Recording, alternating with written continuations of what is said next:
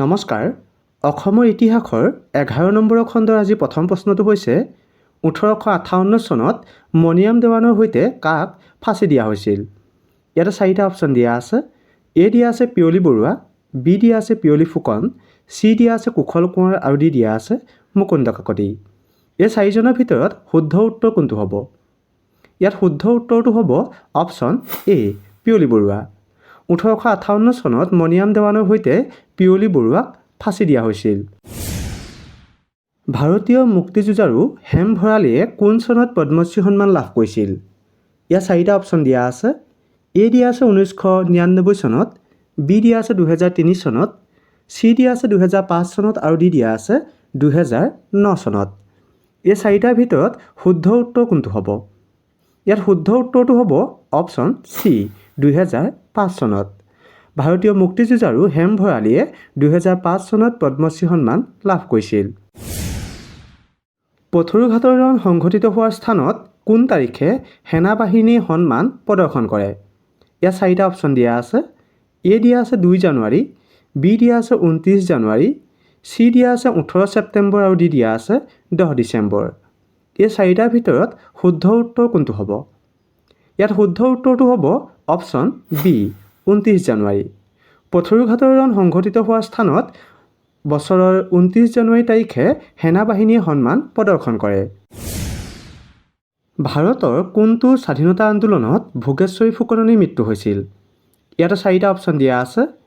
এ দিয়া আছে ভাৰত ত্যাগ আন্দোলন, বি দিয়া আছে আইন অমান্য আন্দোলন, চি দিয়া আছে স্বদেশী আন্দোলন আৰু ডি দিয়া আছে চিপাহী বিদ্ৰোহ। এই 4টাৰ ভিতৰত শুদ্ধ উত্তৰ কোনটো হ'ব? ইয়াত শুদ্ধ উত্তৰটো হ'ব অপশ্যন এ ভাৰত ত্যাগ আন্দোলন। ভাৰত ত্যাগ আন্দোলনত ভোগেশ্বৰী ফুকননিৰ মৃত্যু হৈছিল।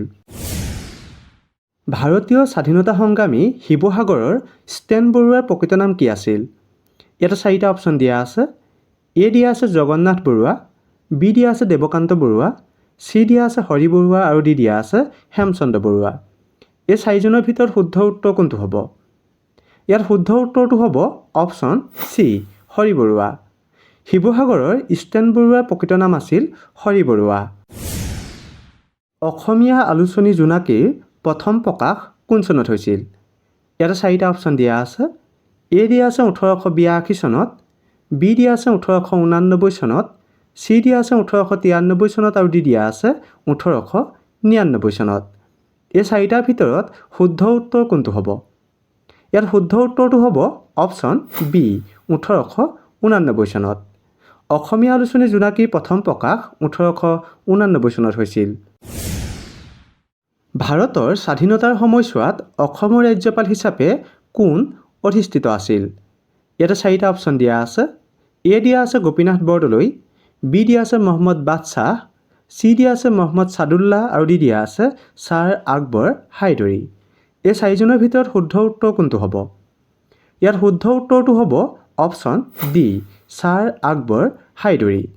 ভাৰতৰ স্বাধীনতাৰ সময়ছোৱাত অসমৰ ৰাজ্যপাল হিচাপে ছাৰ আকবৰ হাইদৰি অধিষ্ঠিত আছিল। ব্ৰিটিছৰ বৰ্ধিত ভূমিকৰৰ বিৰুদ্ধে ৰঙিয়াৰ কৃষকসকলে কেতিয়া কৃষক বিদ্ৰোহ গঢ়ি তুলিছিল? ইয়াত 4টা অপশ্যন দিয়া আছে। এ দিয়া আছে 1894 চনত, বি দিয়া আছে 1899 চনত, চি দিয়া আছে 1903 চনত আৰু ডি দিয়া আছে 1909 চনত। এই 4টাৰ ভিতৰত শুদ্ধ উত্তৰ কোনটো হ'ব? ইয়াত শুদ্ধ উত্তৰটো হ'ব অপশ্যন এ 1894 চনত। ব্ৰিটিছৰ বৰ্ধিত ভূমিকৰৰ বিৰুদ্ধে ৰঙিয়াৰ কৃষকসকলে 1894 চনত কৃষক বিদ্ৰোহ গঢ়ি তুলিছিল। ইংৰাজ চৰকাৰে বিদ্ৰোহৰ অভিযোগত পিয়লি বৰুৱাক ক'ত ফাঁচি দিছিল? ইয়াত 4টা অপশ্যন দিয়া আছে। এ দিয়া আছে কলকাতা, বি দিয়া আছে শিলচৰ, চি দিয়া আছে যোৰহাট আৰু ডি দিয়া আছে গুৱাহাটী। এই 4টাৰ ভিতৰত শুদ্ধ উত্তৰ কোনটো হ'ব? ইয়াত শুদ্ধ উত্তৰটো হ'ব অপশ্যন চি যোৰহাট। ইংৰাজ চৰকাৰে বিদ্ৰোহৰ অভিযোগত পিয়লি বৰুৱাক যোৰহাটত ফাঁচি দিছিল। এইটো খণ্ডত আপোনালোকলৈ আগবঢ়োৱা প্ৰশ্নটো হৈছে অসমৰ পৰা পৃথক কৰি কোনখন জিলা পাকিস্তানক দিয়া হৈছিল? ইয়াত 4টা অপশ্যন দিয়া আছে। এ দিয়া আছে খাগৰিজান, বি দিয়া আছে খুলনা, চি দিয়া আছে চিলেট আৰু ডি দিয়া আছে বেংমৰা। এই 4টাৰ ভিতৰত শুদ্ধ উত্তৰ কোনটো হ'ব আপোনালোকে কমেণ্ট কৰি জনাব। আৰু যিসকলে ভিডিঅ'টো চাই ভাল লাগিলে আগলৈ শ্বেয়াৰ কৰি দিব। ধন্যবাদ।